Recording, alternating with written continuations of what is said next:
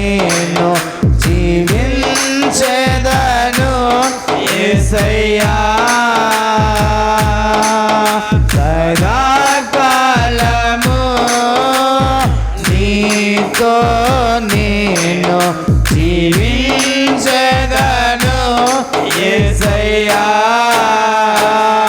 ఆమేన్. స్తోత్రం. పాపాల ఊపిలో నుంచి లేవనెత్తి ఏ తోడు లేని మనకు అండగా నిలిచి మనందరినీ కూడా చక్కగా నడిపిస్తున్న ప్రభును ఆత్మతోనూ సత్యముతోనూ ఆరాధన చేద్దాం. స్తోత్రం.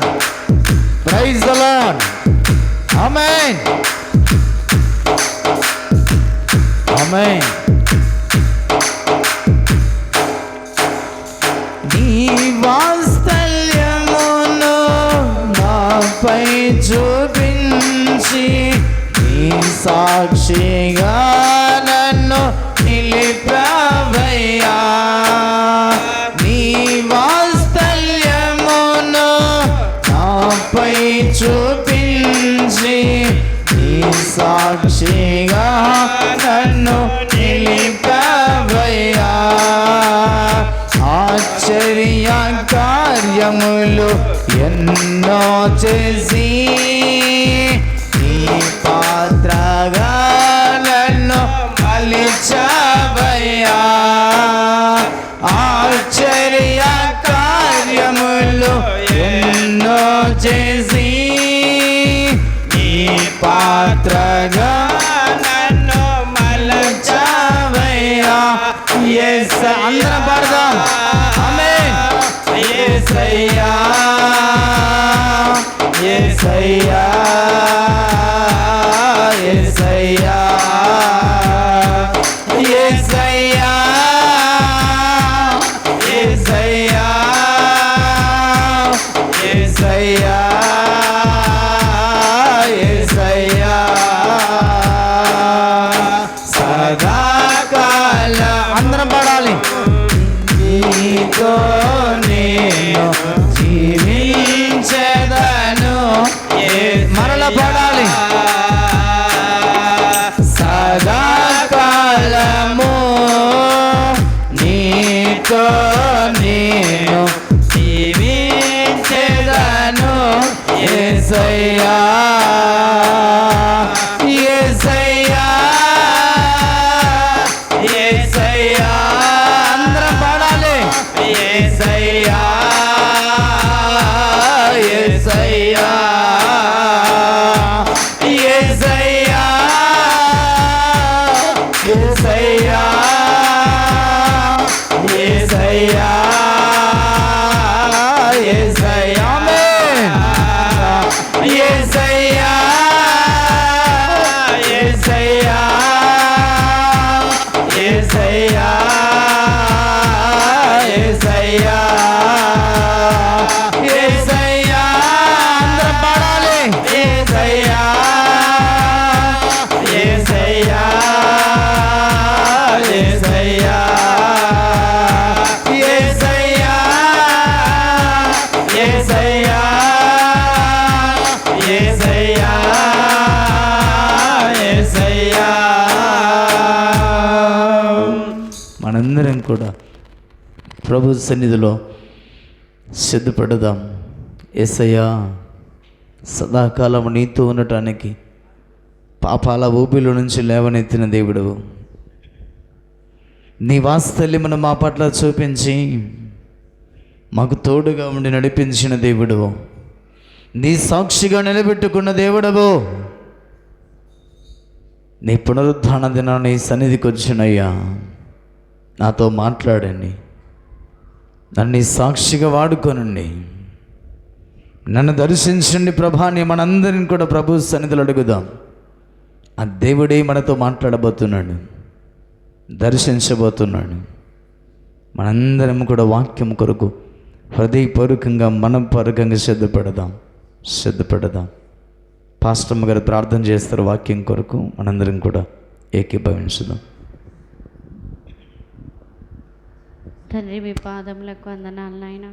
ఇదిగోండి ప్రభా, నీ వాక్కు ప్రభా మమ్మల్ని ఎంతగానో ఆదరిస్తుంది నాయన. మేము ఏ విధంగా ఉండాలో ప్రభా మన్నైనా మీరు మాత్రమే చెప్పగలరు దేవా. అయ్యా మేము ఏ విధంగా ఉండకూడదో మీరు మాత్రమే చెప్పగలరు తండ్రి.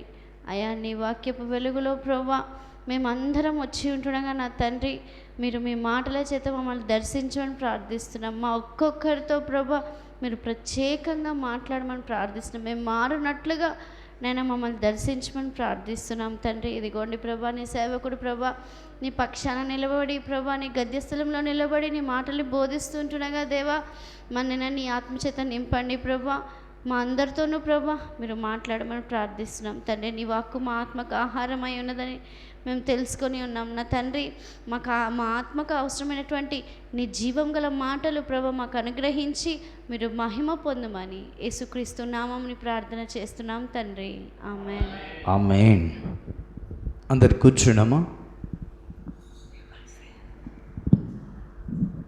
హల్లెలూయా.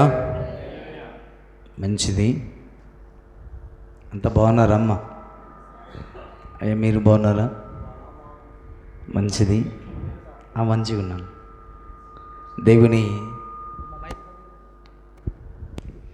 దేవుని అపారమైన కృప, దేవుడు మనకు తోడుగా ఉండి గడిచిన కాలమంతా కూడా సంరక్షించిన దేవుడు, చక్కగా నడిపించిన దేవుడు, ఆయన సన్నిధికి తోడుకొని వచ్చిన ఆ దేవాది దేవునికి మహిమ ఘనత ప్రభావములు కలుగునుగాక. ఆమేన్. మంచిది. గడిచిన వారంలో దేవుడు మనతో ఏం మాట్లాడుతూ వచ్చాడో ముఖ్యమైన అంశం త్వరగా మనము జ్ఞాపకం చేసుకుందాం. చెప్పాలి.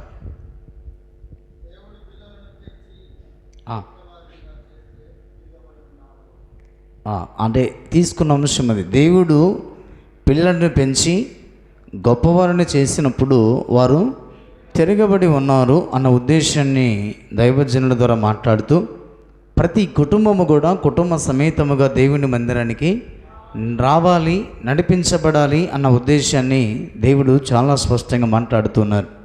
కాబట్టి ప్రతి కుటుంబము కూడా భార్యాభర్తలుగా పిల్లలతో దేవుని మందిరానికి నడిపించబడాలి.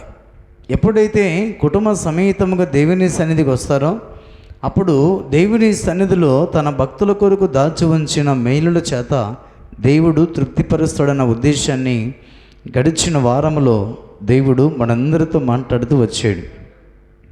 ఈ వారము దేవుడు ఏం మాట్లాడుతున్నాడో మరొకసారి లేఖన భాగాన్ని చదువుకుందాం. 7వ వచనం మాత్రమే చదువుకుందాం. మత్తయి సువార్త 3వ అధ్యాయం 7వ వచనం.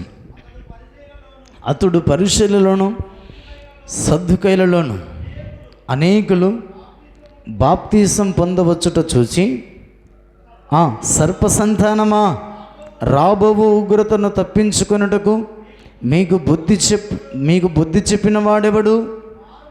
మారు మనసుకు తగిన ఫలము ఫలించుడి. చిన్న ప్రార్థన చేసుకుందాం. మహాపరిశుద్ధుడైన దేవానికి స్తోత్రాలు తండ్రి.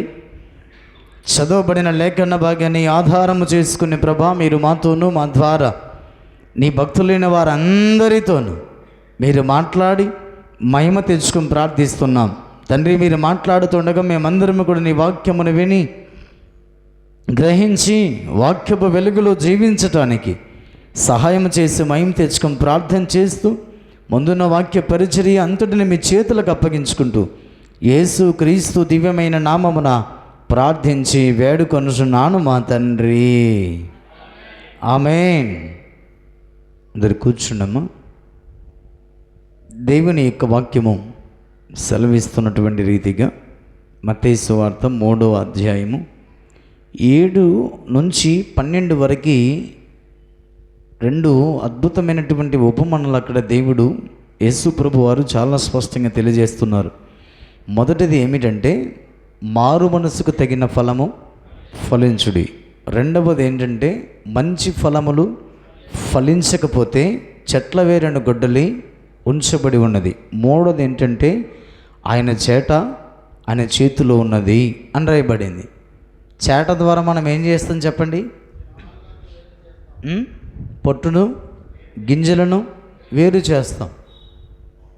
అంటే ఈ క్రైస్తవ విశ్వాస భక్తి జీవితంలో ప్రభు చెప్తున్న మాట ఏమిటంటే, ఇదిగో మారు మనసుకు తగినట్టుగా మీరు బ్రతకండి అన్నాడు ప్రభు.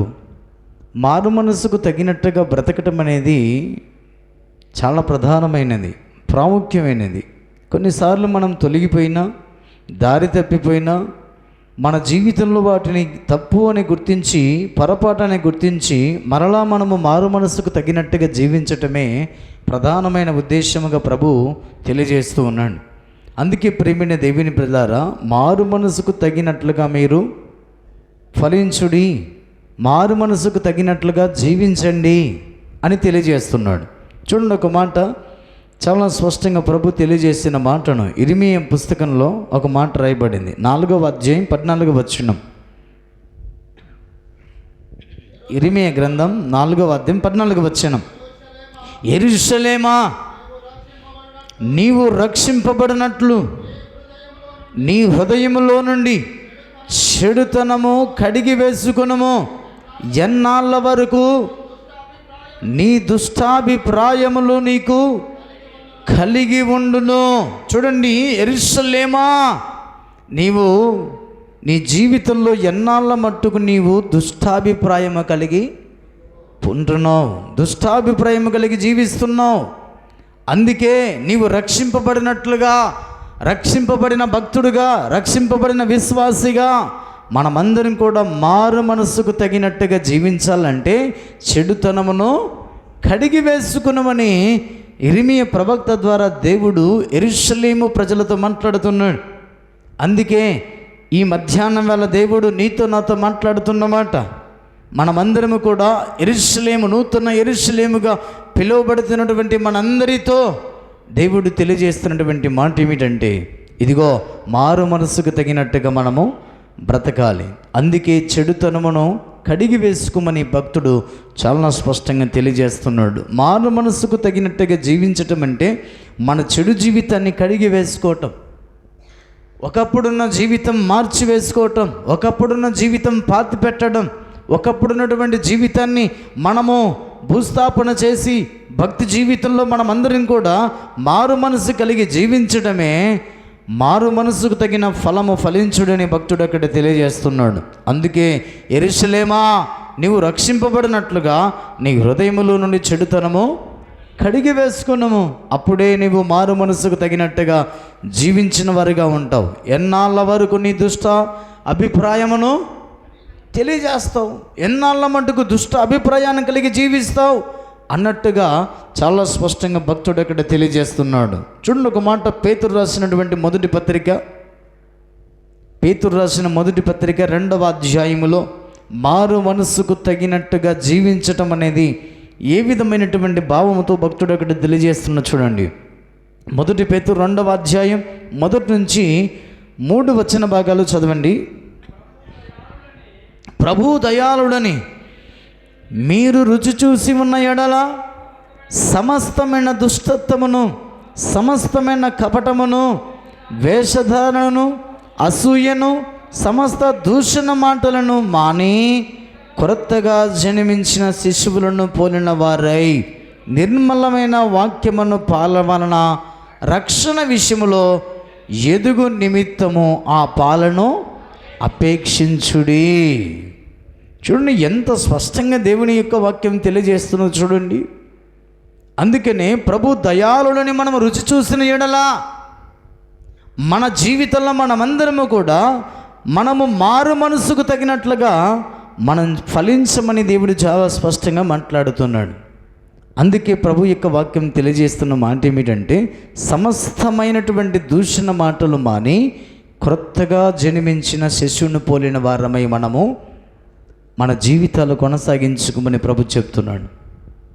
ఇంకా మన జీవితాల్లో దుష్టత్వం మానకుండా, దూషణ మాటలు మానకుండా, కపటమైన ప్రవర్తన మానకుండా, వేషధారణ అసూయ మానకుండా మన జీవితంలో నేను క్రైస్తవుడను, నేను మారు మనసు పొందాను అనుకుంటే సరిపోదు.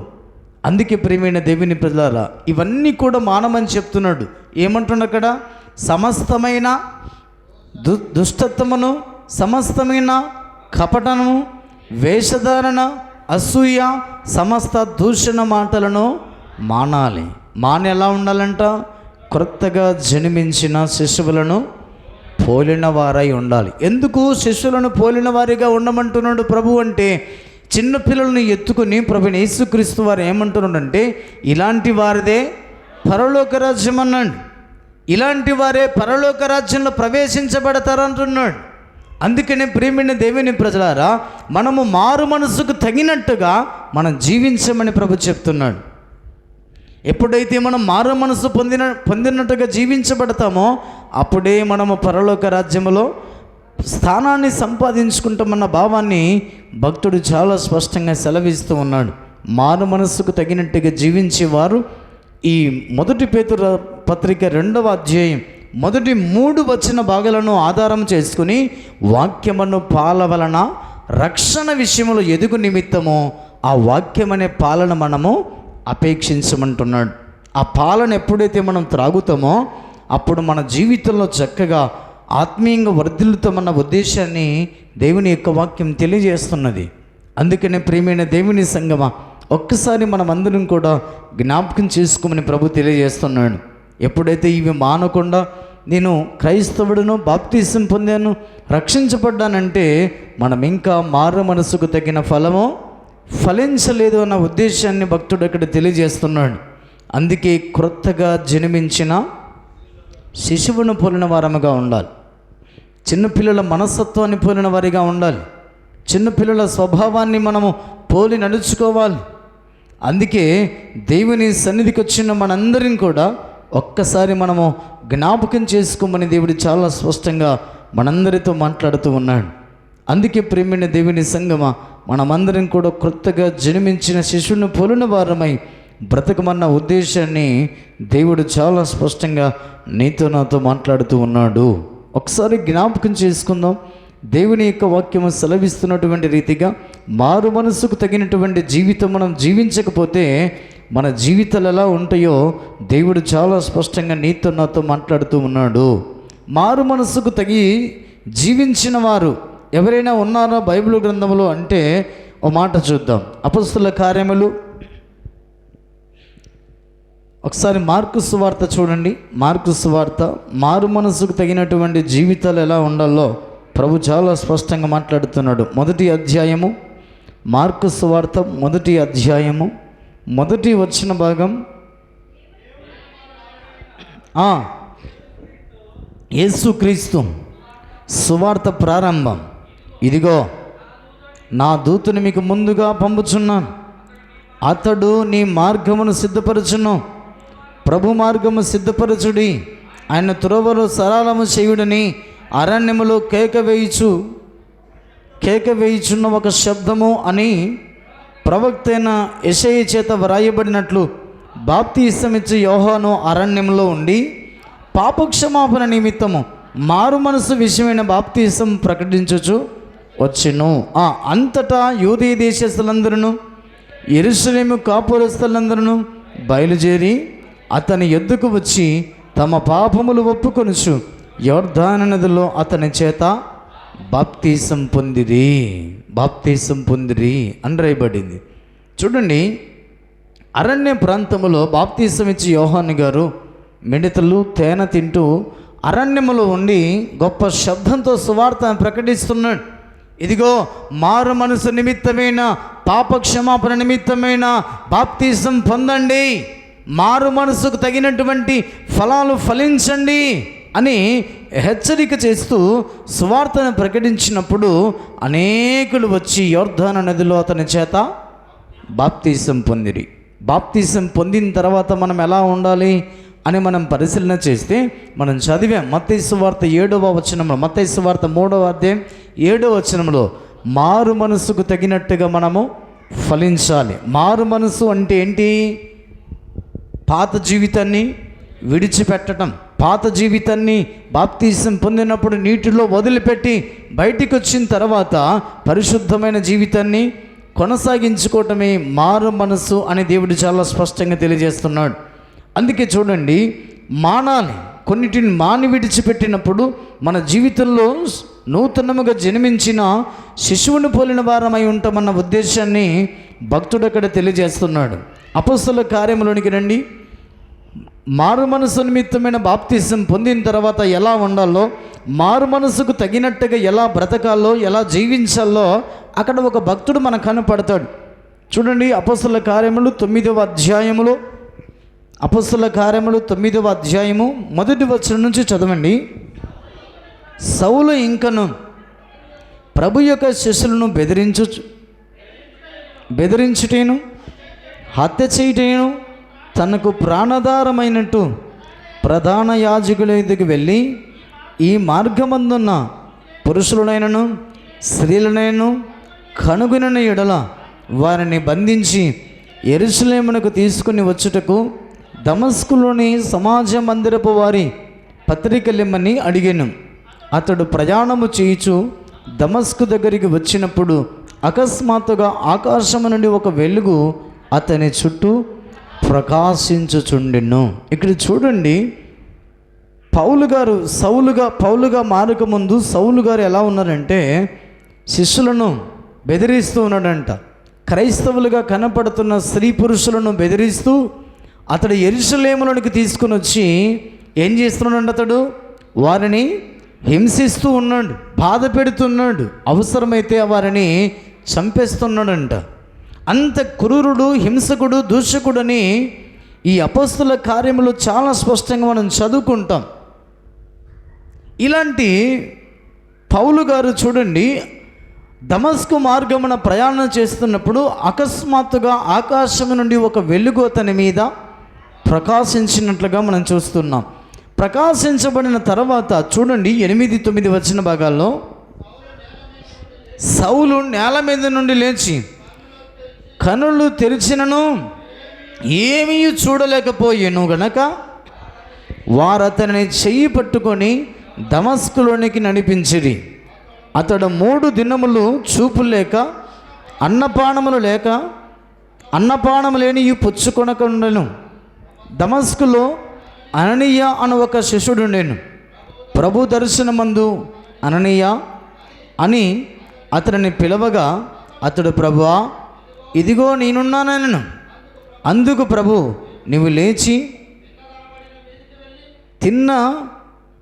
నిదబడిన విధికి వెళ్ళి యూదా అని వాని ఇంట తార్షీషువాడైన సౌలు అను వాని కొరకు విచారించుము.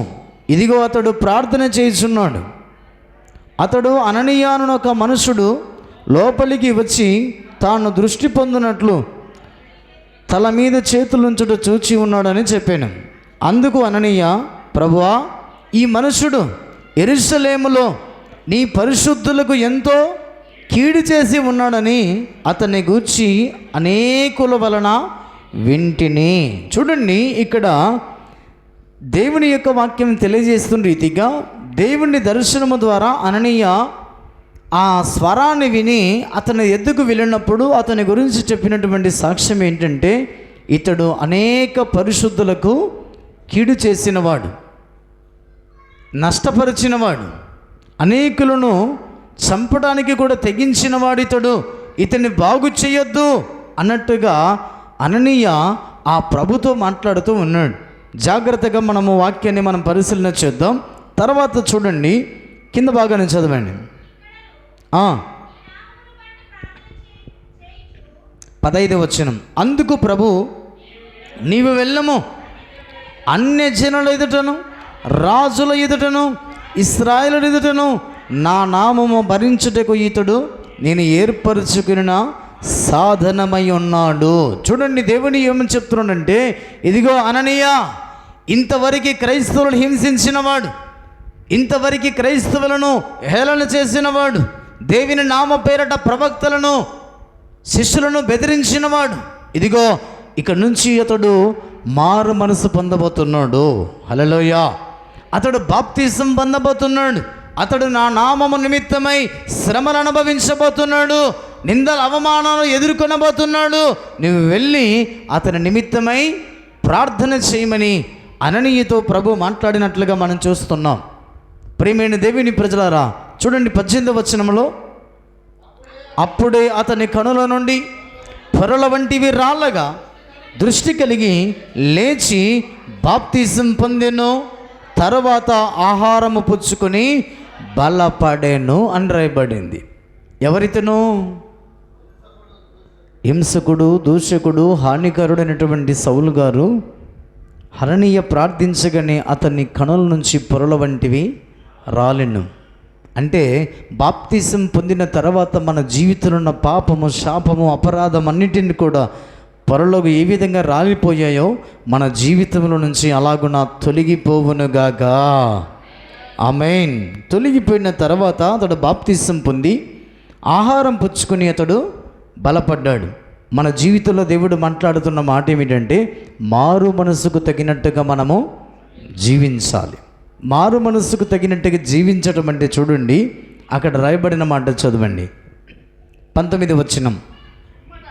పిమ్మట అతడు దమస్కులోనున్న శిష్యులతో కూడా కొన్ని దినములుండెను.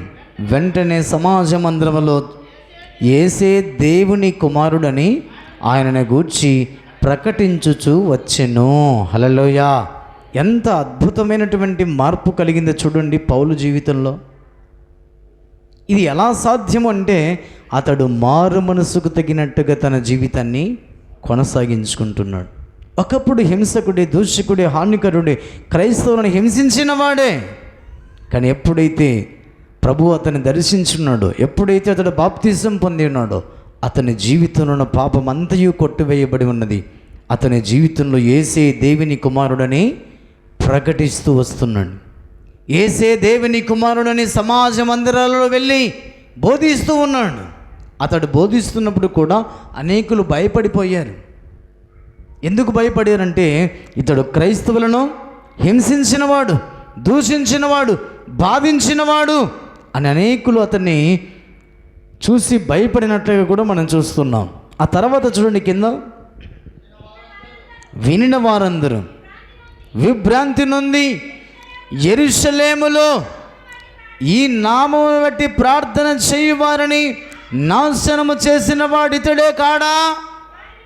వారిని బంధించిన ప్రధాన యాజకుల యొద్దకు కొనిపోవుటకు ఇక్కడికి కూడా వచ్చి ఉన్నాడని చెప్పుకొనిరి. అయితే పౌలు మరి ఎక్కువగా బలపడి ఈయనే క్రీస్తు అని రుజువుపరచుచు దమస్కులో కాపురమన్న యూదులను కలవరపరచెను.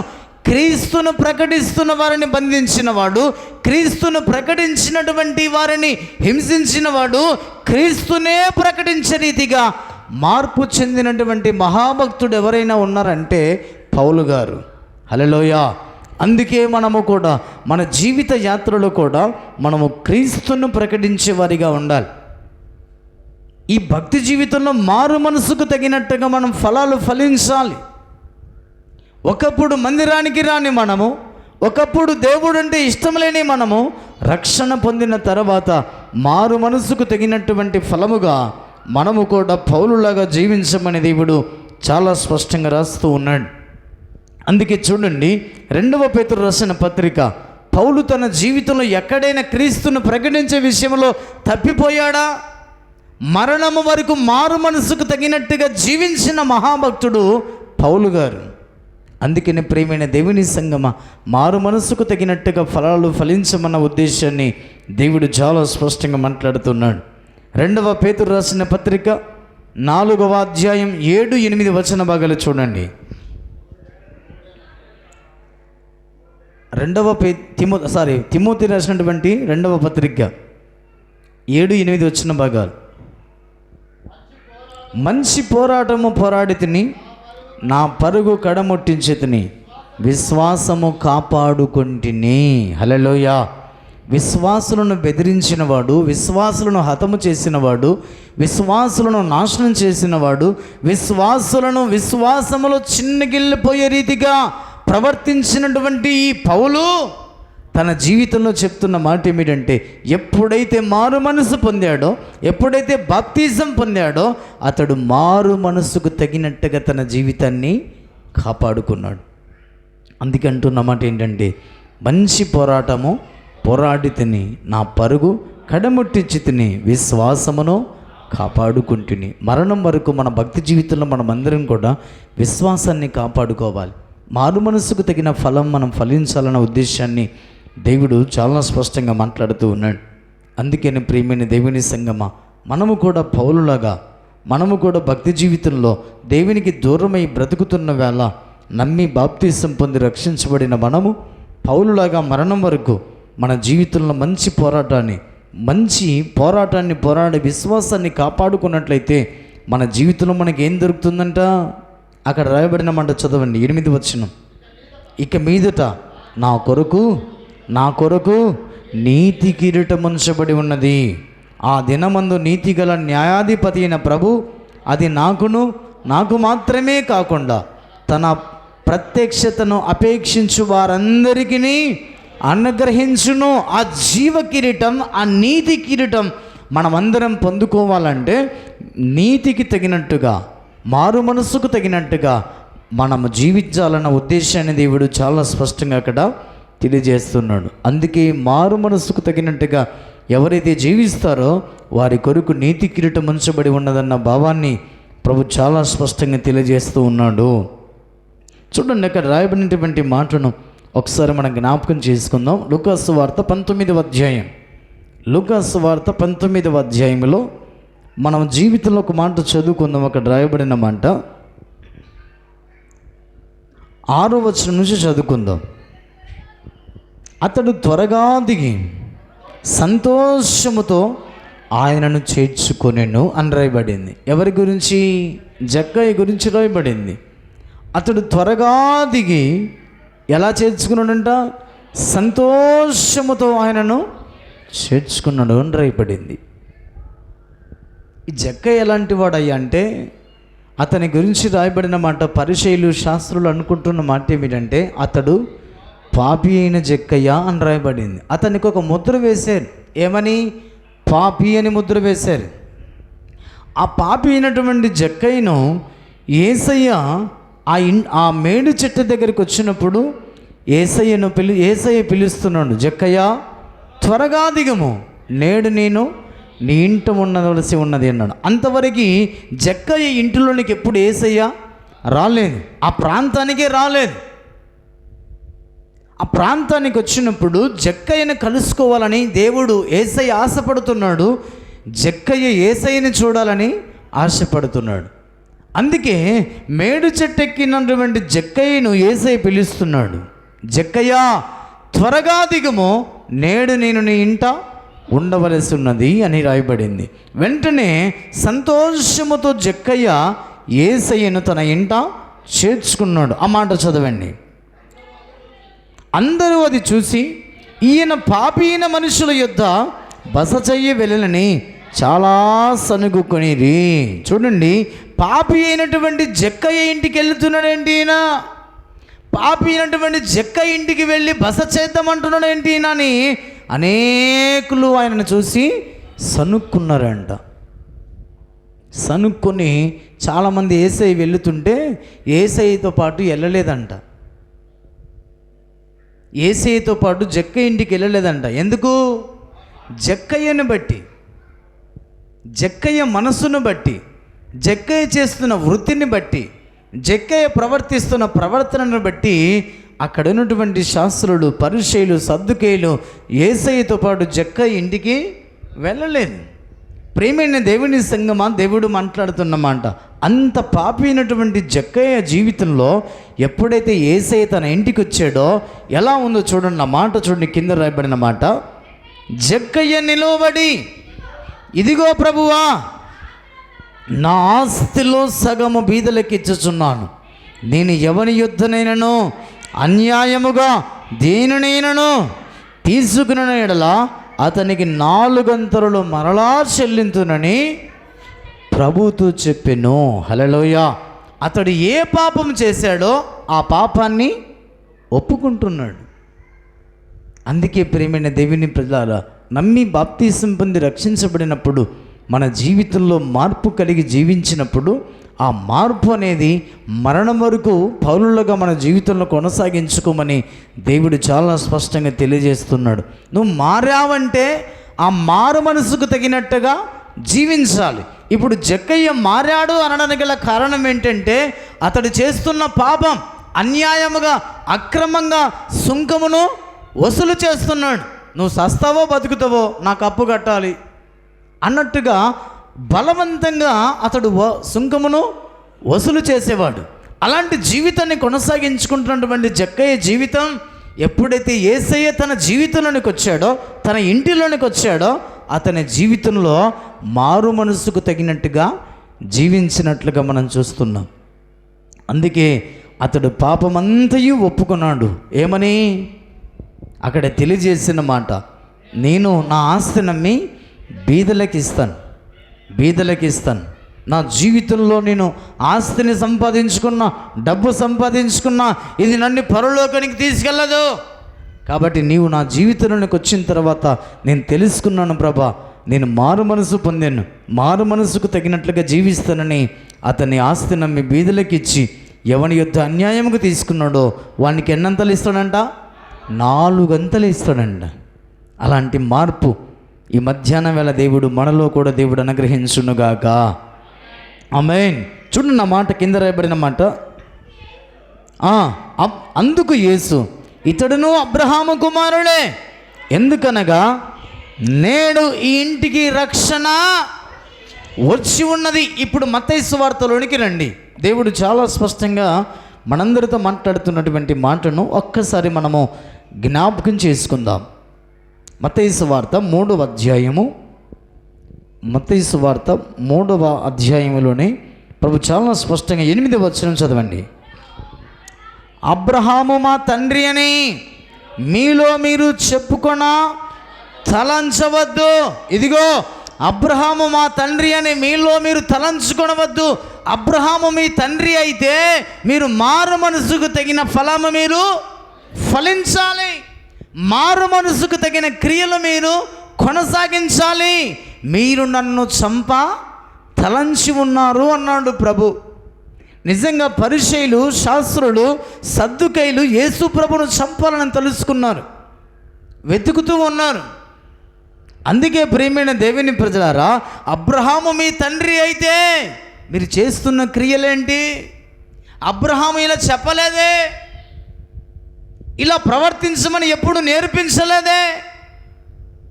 అబ్రహాము మీ తండ్రి అయితే మారు మనసుకు తగిన క్రియలు మీరు ఫలించండి, మారు మనసుకు తగినట్లుగా మీరు జీవించండి. ఇదిగో ఇతడు అబ్రహాము కుమారుడు అంటే ఎవరు?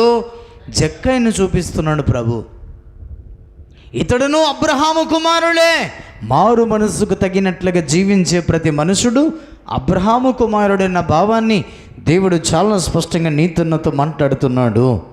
అందుకని ప్రియమైన దేవుని సంగమా, దేవుని సన్నిధికి వచ్చిన మనందరం కూడా అబ్రహాము మన తండ్రి అని పిలుచుకున్నట్టు కంటే, అబ్రహాము మన తండ్రి అని పిలుచుకున్న తర్వాత మనమందరం కూడా అబ్రహాము కుమారుల వలె మనం ప్రవర్తించాలన్న భావాన్ని దేవుడు చాలా స్పష్టంగా మాట్లాడుతున్నాడు.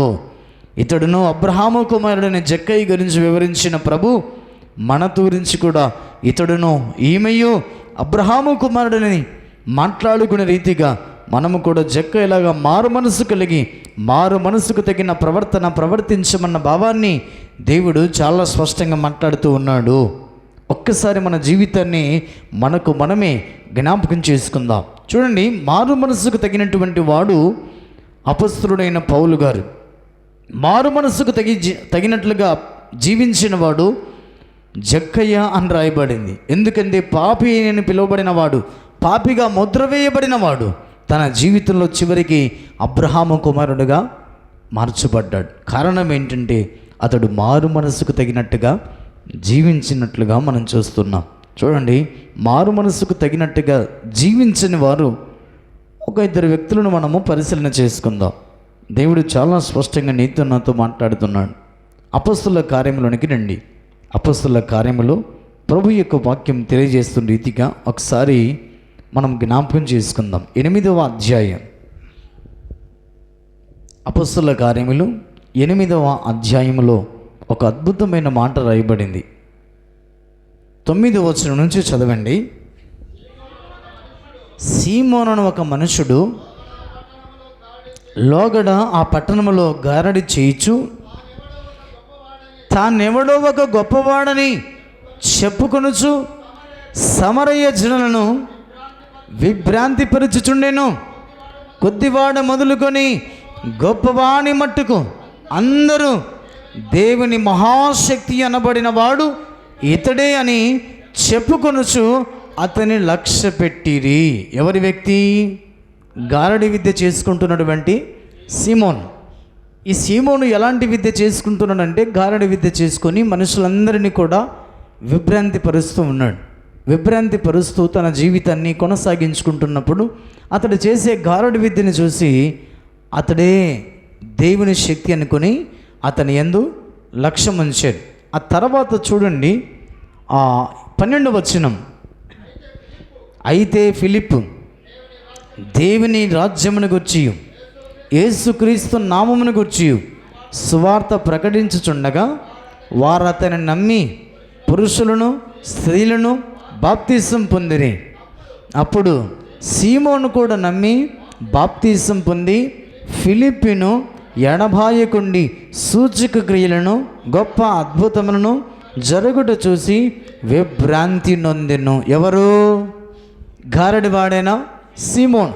సీమోను చూసి సమరయ పట్టణందరూ కూడా విభ్రాంతి పరిచారు, విభ్రాంతి పొందారు.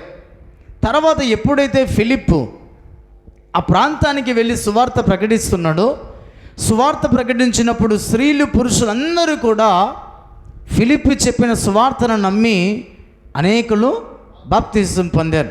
వారితో పాటు కూడా ఫిలిప్పు చెప్పిన సువార్తను బట్టి విభ్రాంతి పొంది గారడి వాడైన సీమోను కూడా బాప్తిసం పొందాడు. బాప్తిసం పొంది రక్షించబడ్డాడు. చక్కగా అతడు ఎక్కడున్నాడంట? ఫిలిప్పును ఎడబాయకుండా ఉన్నాడు.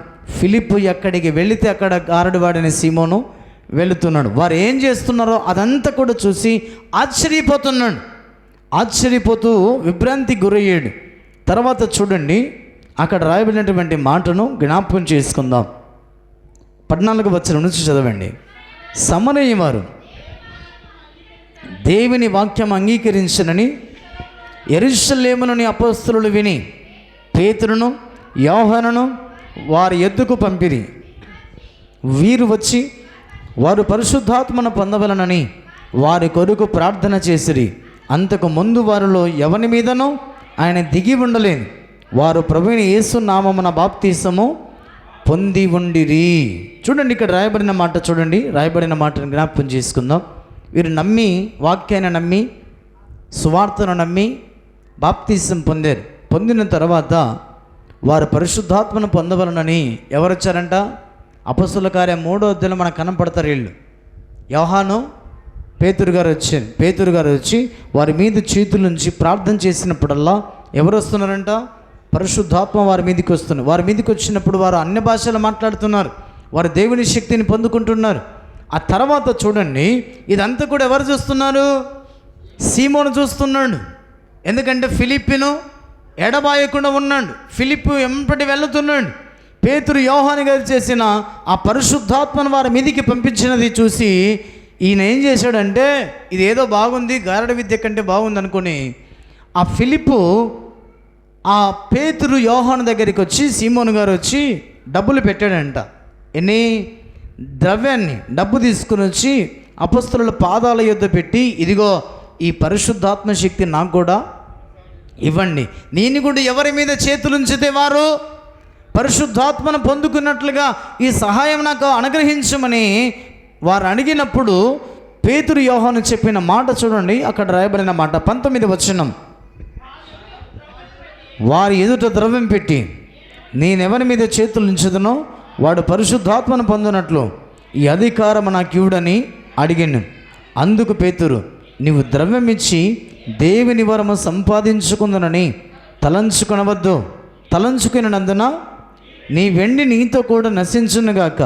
నీ హృదయము దేవుని ఎదుట సరైనది కాదు గనుక ఈ కార్యమందు నీకు పాలు పంపులు లేవు. కాబట్టి ఈ నీ చెడుతము మానుకొని మారు మనసు నంది ప్రభును వేడుకొనము. హల్లెలూయా. చూడండి, ఇతని జీవితంలో బాప్తిసం అయితే పొందాడు, కానీ మారు మనసుకు తగిన ప్రవర్తన లేదు, మారు మనసుకు తగిన జీవితం లేదు. అందుకనే ప్రియమైన దేవుని ప్రజలారా, ఈ మధ్యాహ్నం వేళ దేవుడు నీతో నాతో మాట్లాడుతున్న మాట ఏమిటంటే, మారు మనసుకు తగిన జీవితం మనము జీవించమని ప్రభు మాట్లాడుతున్నాడు. కానీ గారడు వాడిన సీమోనులో బాప్తిసం పొందాడు, కానీ దుష్టుని యొక్క ఆలోచన, దుష్టుని యొక్క హృదయం, చెడుతనం అతని జీవితంలో నుంచి అతడు తొలగించి వేసుకోలేదు. గారడి విద్య అతడు తొలగించి వేసుకోలేదు.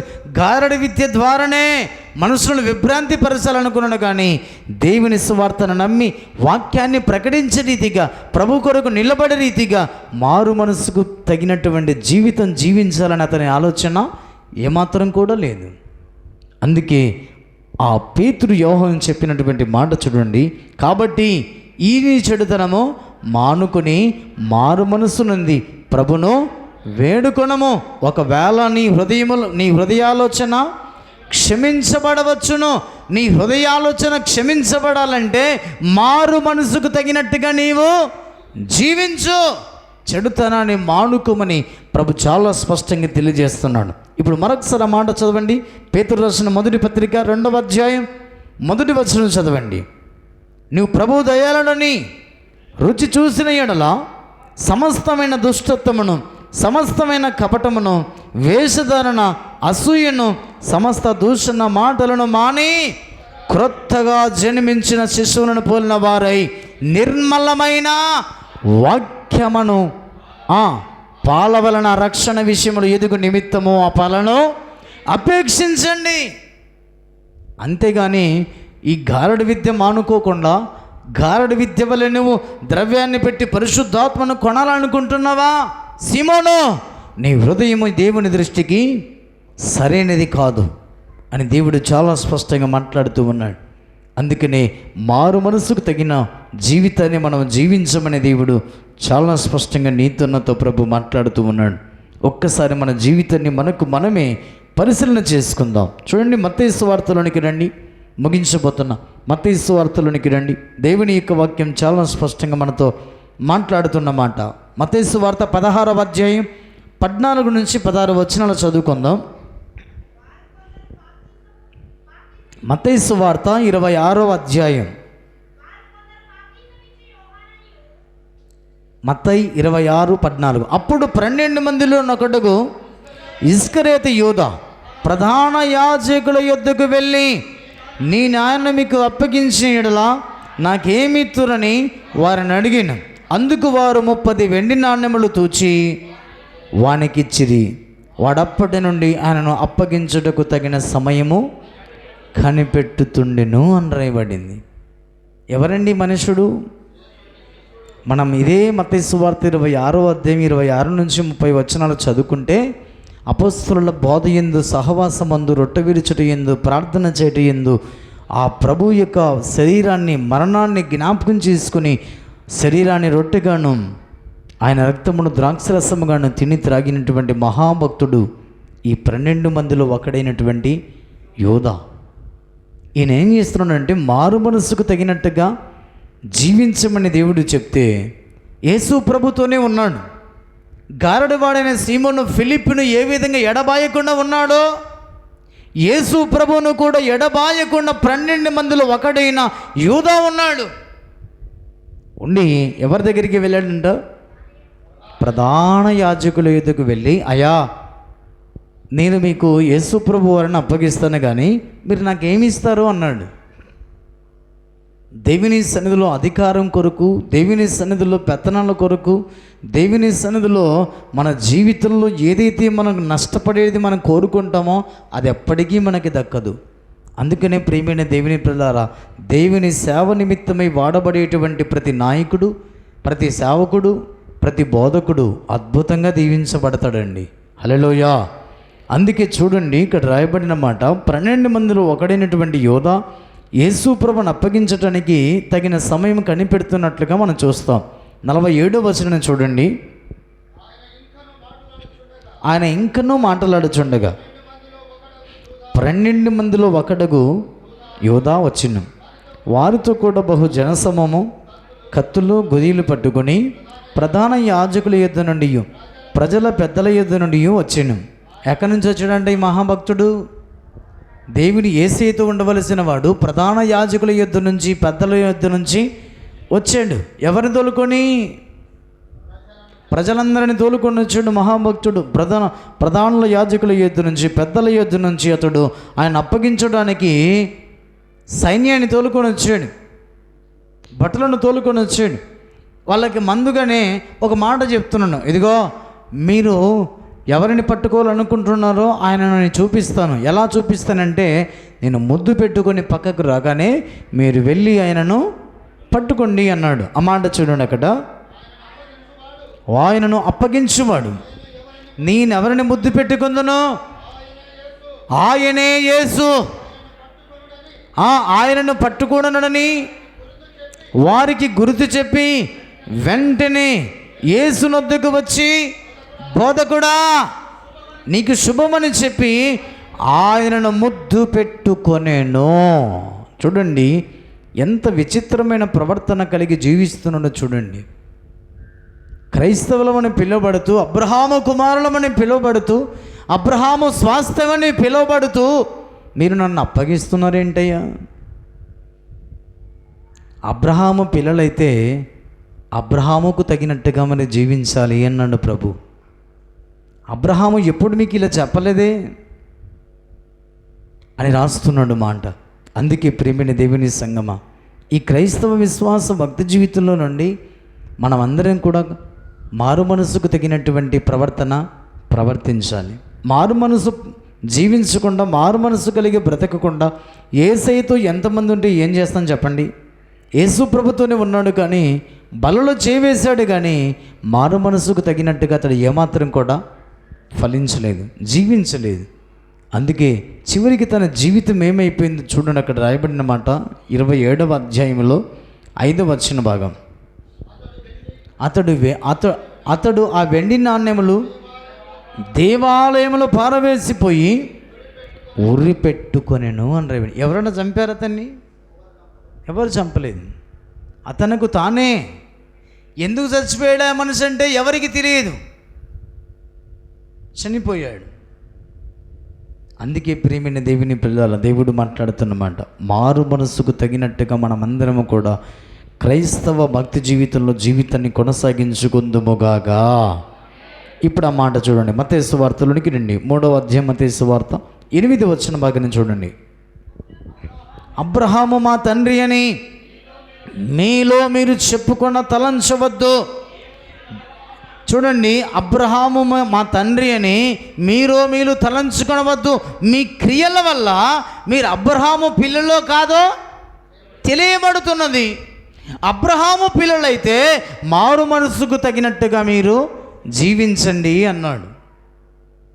అబ్రహాము పిల్లలైతే మారు మనసుకు తగినట్టుగా జీవించబడతారు. ఇతడును అబ్రహాము కుమారుడే, ఎందుకనగా నేడు ఈ ఇంటికి రక్షణ వచ్చింది.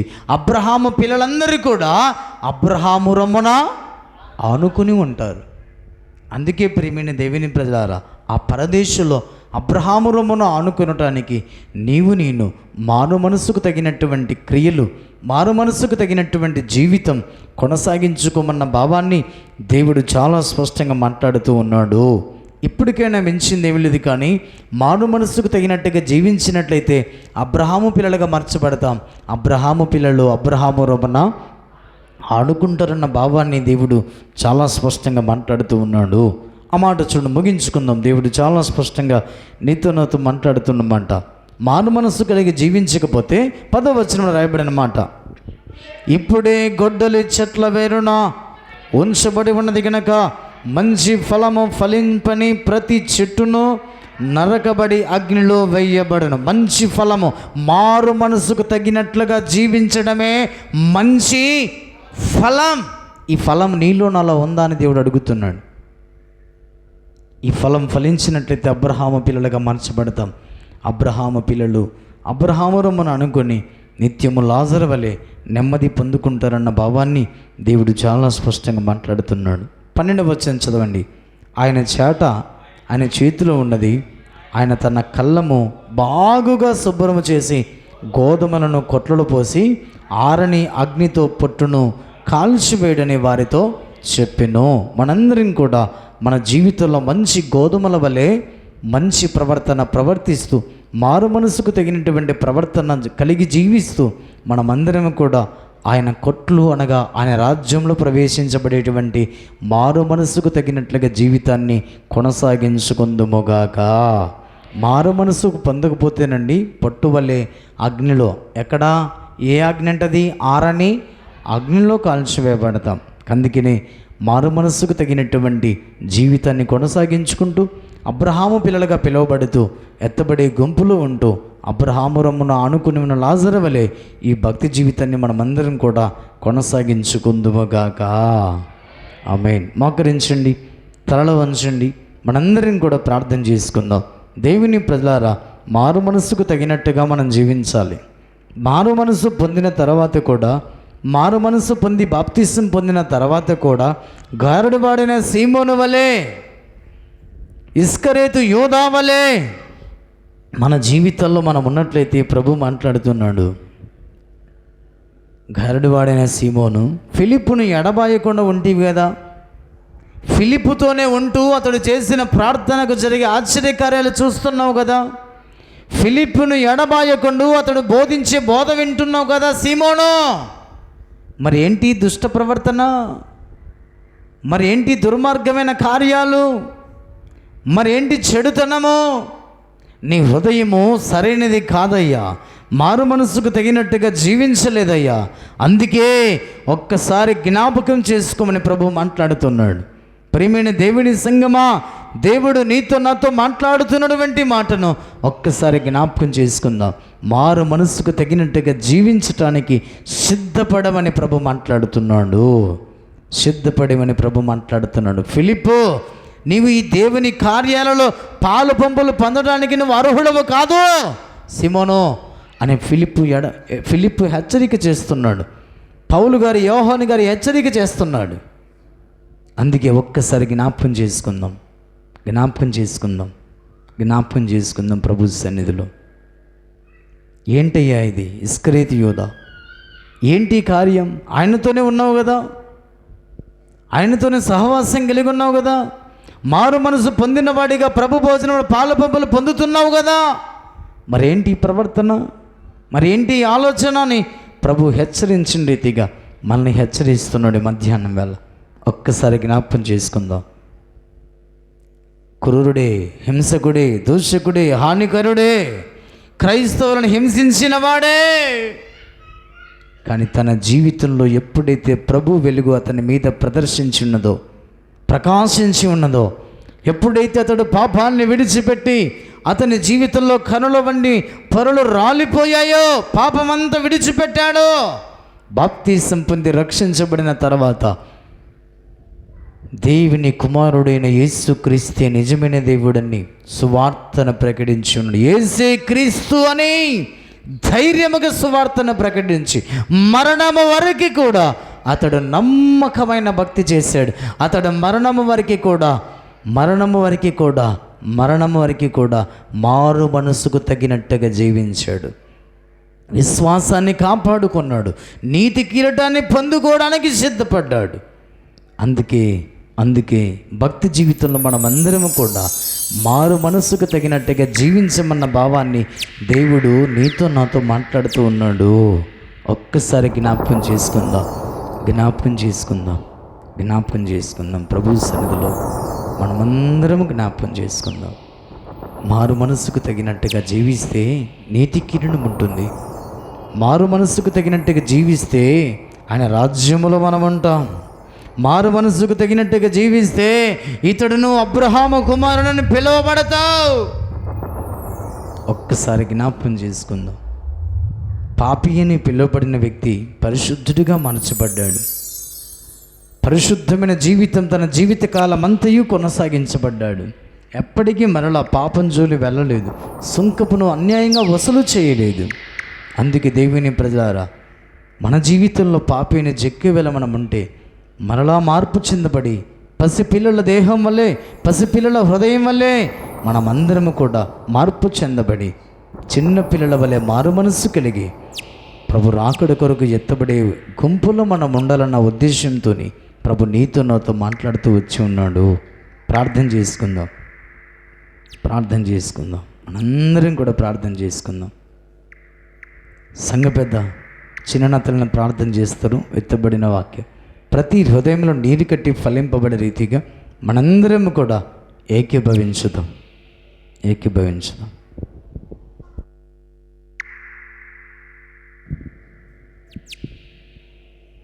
అందరూ కళ్ళు మూసుకొని చిన్న ప్రార్థన చేసుకుందాం. భూమిని ఆకాశమును అందులో సమస్తమును కలుగజేసినటువంటి దయగల తండ్రి, నీ పరిశుద్ధమైన పాదములకు స్తుతులు స్తోత్రములు వందనాలైనా. అవునన్నా, ఈ మధ్యాహ్న కాలంలో తండ్రి, నీ పరిశుద్ధ దినం తండ్రి, నీ మందిరంలో చేరి ప్రతి బిడ్డను ఆశీర్వదించి జీవించమని నేను ప్రార్థిస్తున్నాం తండ్రి. ఎక్కడైతే ఒక్కరిద్దరు కూడా నీ నామాన్ని గనపరుస్తారో వారి మధ్య నేనుంటానని సెలవిచ్చిన దేవా. అవును తండ్రి, నిన్ను పాటలతో వాక్యంతో మహిమపరిచినందుకు నీకే స్తుతులు వందనాలు చెల్లించుకున్నాం తండ్రి. నేను నీ దాసుడు చెప్పినటువంటి మాటలు తండ్రి ప్రతి ఒక్కడు